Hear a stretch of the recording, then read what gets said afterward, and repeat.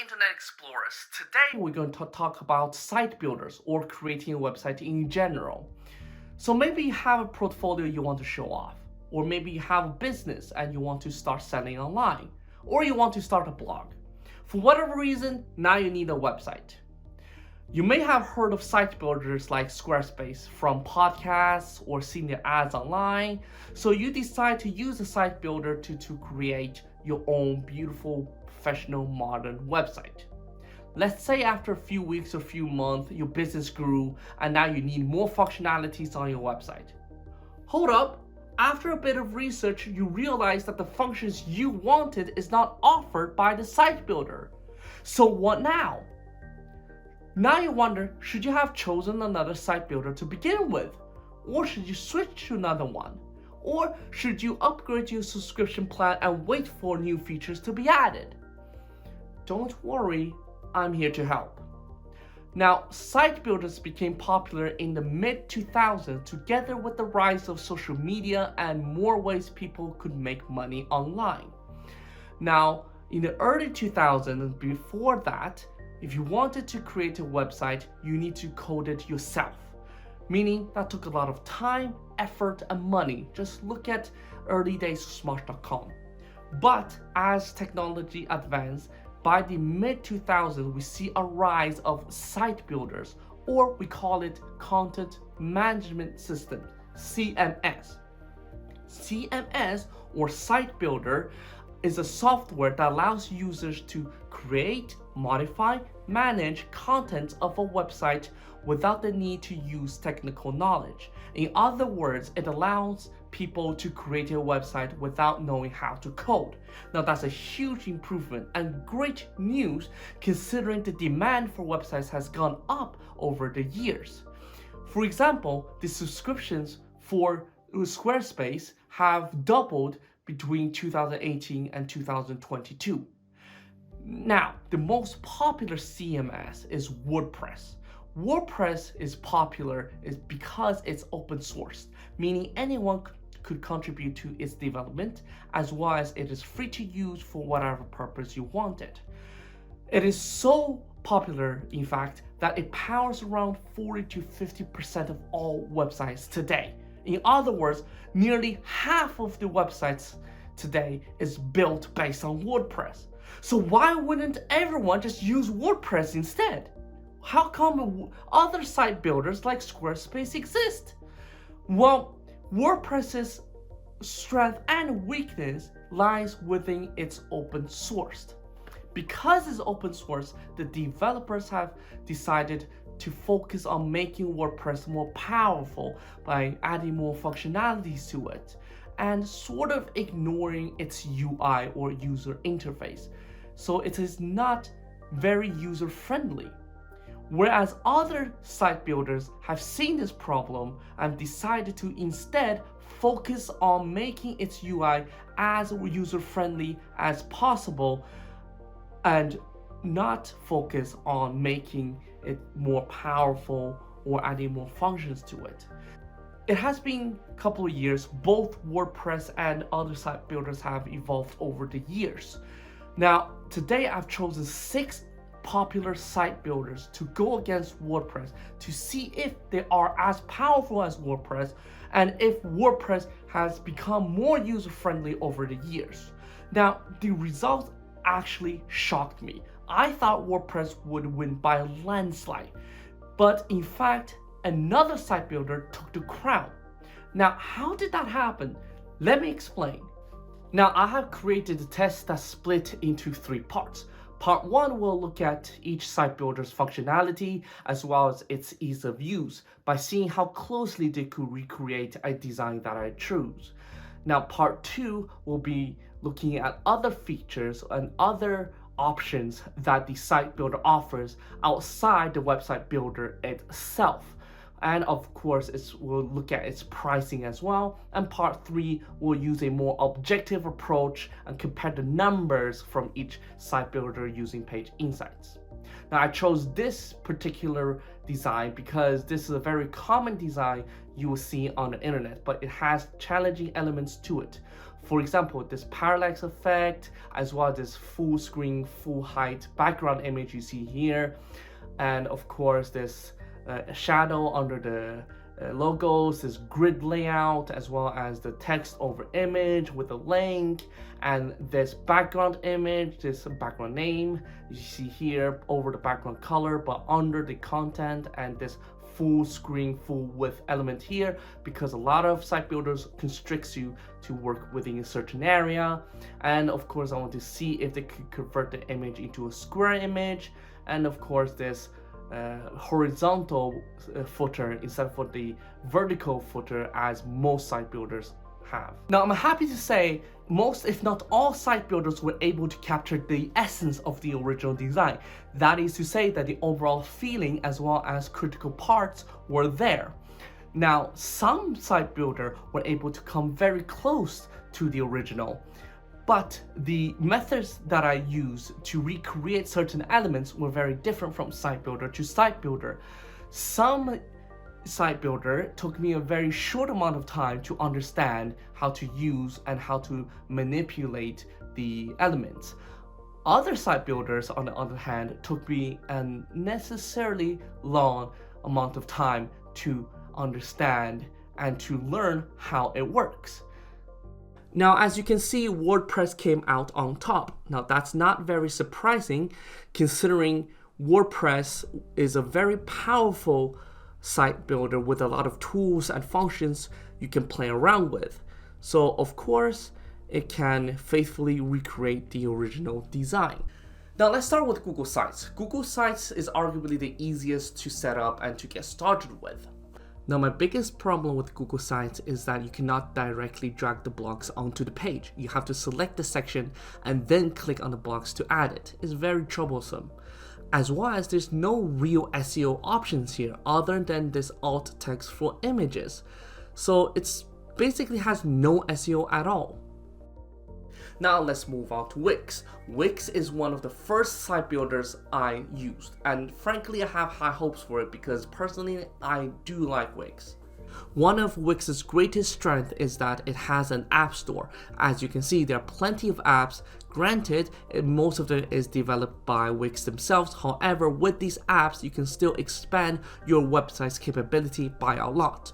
Another thing I like about Wix is that it has a free subscription tier. And this tier isn't just an empty shell of their premium plans. There are a lot of stuff in there, such as you can build an e-commerce shop. However, of course, you have to pay for the payment gateway, but still, it's more than what other site builders are offering. And now we move on to Squarespace. Squarespace is probably the most popular one on this list. And I want to see for myself what the hype is about and to see if it is as easy as they claim to use. Unlike Wix, where you can find every setting, every option on the same page, Squarespace takes a more minimalistic approach. Its editor is very simplistic and clean. However, it does not lack any blocks or elements. Having said that, if you were to look for a particular block or setting, it might take you a while because it lacks a dedicated blocks sidebar.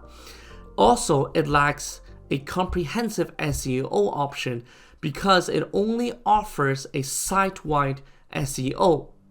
Now, at this point, I want to add on that Squarespace is the only site builder that didn't allow me to publish the site publicly. I had to pay for a subscription plan in order to do that. The rest of the site builders gave me a free domain so I could publish it publicly. Now, I'm pretty sure many of you have heard of GoDaddy. They do a lot of domain registration and they do GoDaddy shop, e-commerce solutions, and go on and on and on. So let's see if their site builder is as good. Now, GoDaddy is very different from Wix and Squarespace.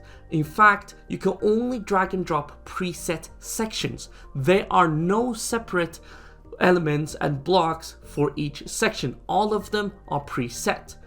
That means it is very easy to use. It is very straightforward. You just click and drag and drop. That's it.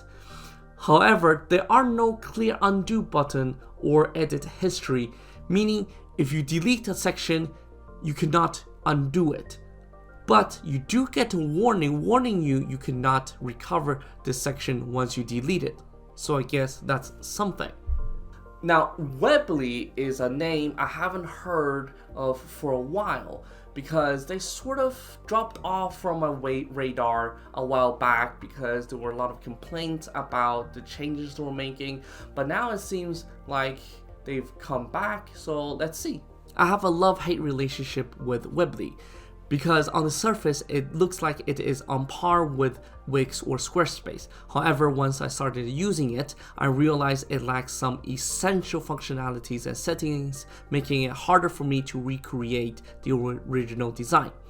For example, some blocks does not allow me to change the font color, size, or positioning, making it impossible to have a darker background because the text is black, as well as I can only change the site title in the header because it is fixed. Now, sometimes when I try to delete or add a block or section, it loads for a second or two, and that's very frustrating.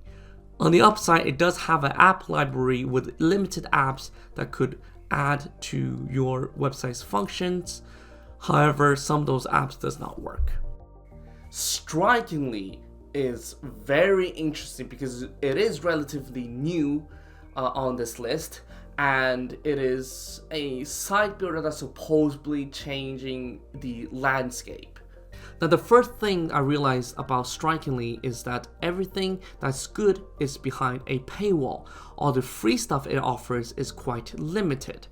Now, its builder is very similar to GoDaddy's, whereas you just drag and drop preset sections, so it is very easy to use. However, it is more flexible than GoDaddy's in a more confusing way, because some sections allows you to add custom blocks and elements to the section, and other sections does not allow you to do that.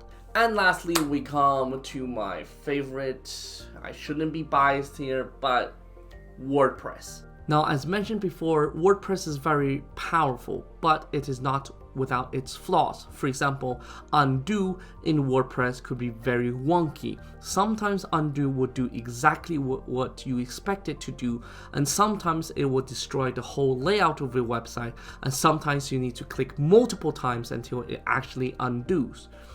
And of course, redo has the same problem. As said before, its UI is not user-friendly, so there is a learning curve for you to use it. Now, when I look at features beside the site builder itself, I look at things such as, does it have SEO options? Does it have edit history? Is it responsive? Does it have analytics? Can it connect to third-party services? What is the time to publish? Can you input your custom code, etc., etc.? Now, if we put everything together, here is how it looks.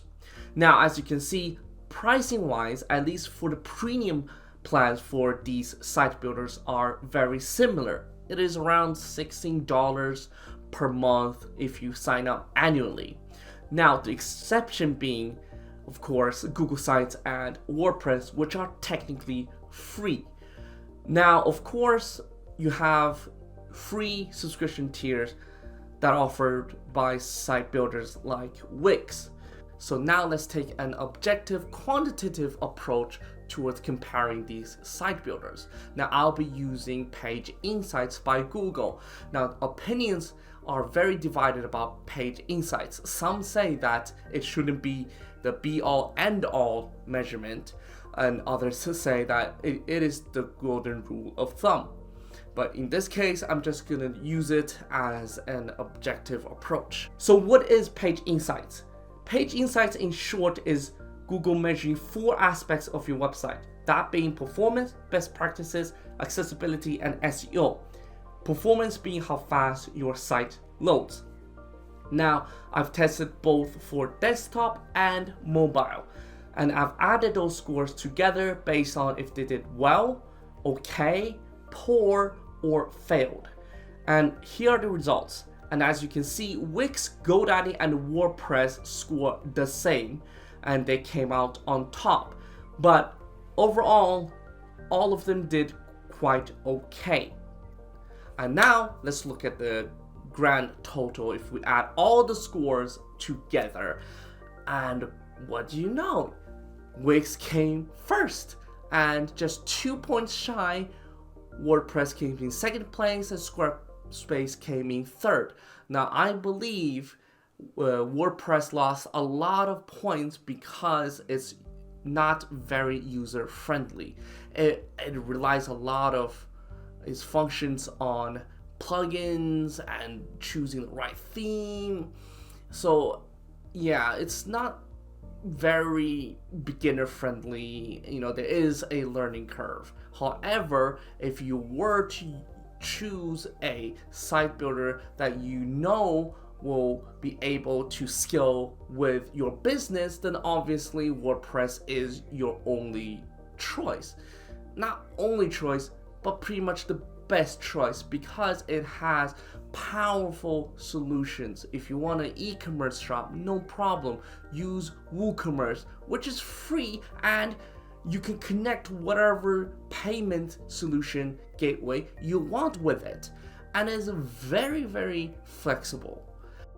So there are two more things about WordPress. Number one is that it's open source, so it's free and will remain free, so you don't have to worry about increased monthly prices.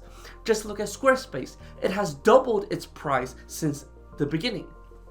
Now, number two, you'll be in complete control over your WordPress site. You can do whatever, however you want. There's no limitations. You're not locked into an ecosystem such as Squarespace or Wix. Now, I would want to say that everybody should just choose WordPress instead, no matter today's result. However, it really depends on your needs and your future. If you just want a website, an uncomplicated, simple website, then you could just use GoDaddy or Strikingly. It's really simple to use, and you can create a beautiful website within minutes. If you're willing to put in a little bit more time and more effort to perfect your website, then maybe choose Squarespace or Wix. And now, if you're really willing to put in the time to learn about, how websites work, or HTML or CSS or JavaScript, then choose WordPress. As simple as that.